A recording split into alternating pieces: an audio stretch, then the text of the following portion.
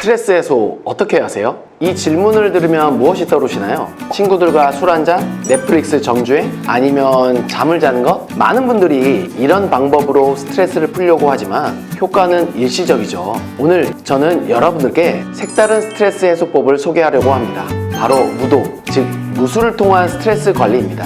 의외로 들리시나요? 하지만 이 방법 생각보다 훨씬 효과적입니다.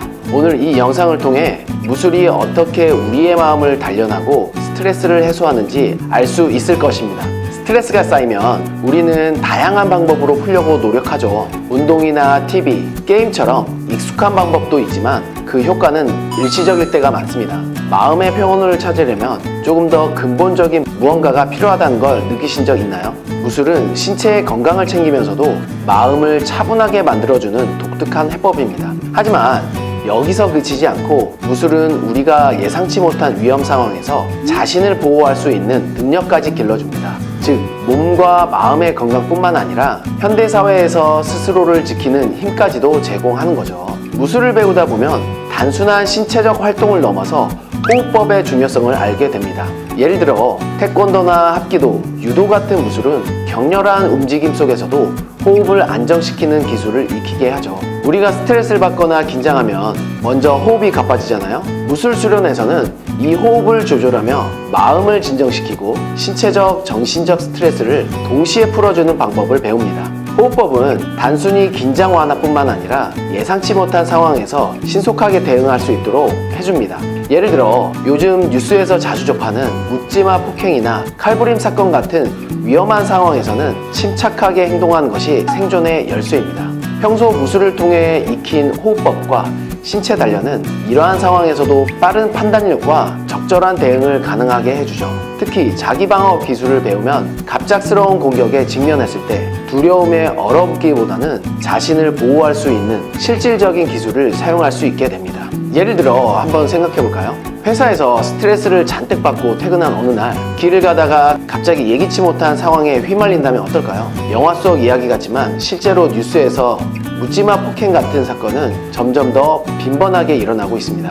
아무 준비 없이 그런 상황을 맞닥뜨리면 두려움에 몸이 굳어버리기 쉽죠. 하지만 무술을 배우고 훈련을 통해 자기방어 기술을 익힌 사람이라면 상황이 다릅니다. 평소에 호흡법을 익히고 돌발 상황에서 빠르게 대응할 수 있는 연습을 한 덕에 위기 상황에서도 당황하지 않고 자신을 보호할 수 있는 힘을 갖게 되죠. 저희 수련생 중 한 분이 합기도 수련을 통해 배운 차분한 호흡법과 자기방어 기술 덕분에 위험한 상황을 모면한 경험이 있습니다.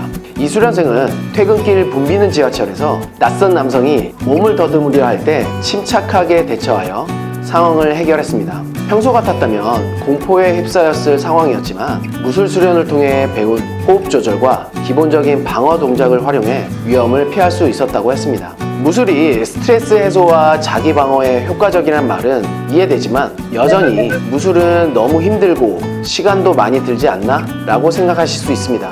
하루 종일 바쁜 일상 속에서 무술까지 배워야 한다면 오히려 더 피곤하지 않을까 하는 의문이 들기도 하죠. 무술의 훈련이 격렬하고 부담스럽게 느껴진 분들도 있을 겁니다.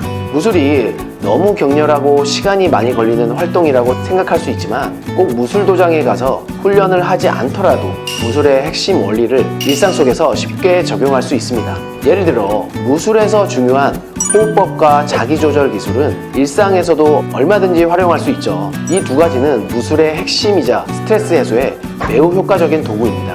먼저 무술의 호흡법은 아주 간단한 방식으로도 일상에서 스트레스 관리하는 데 도움이 됩니다. 무술에서 가르치는 복식 호흡은 긴장 상태에 있는 몸과 마음을 진정시키고 호흡을 통해 몸 안에 쌓인 불안을 풀어줍니다.